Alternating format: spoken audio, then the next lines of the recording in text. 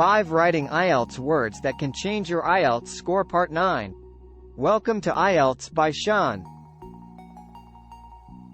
We will learn a quick way to improve in IELTS by learning the most useful IELTS academic vocabulary. Please do subscribe. We upload our videos every day and put a lot of effort.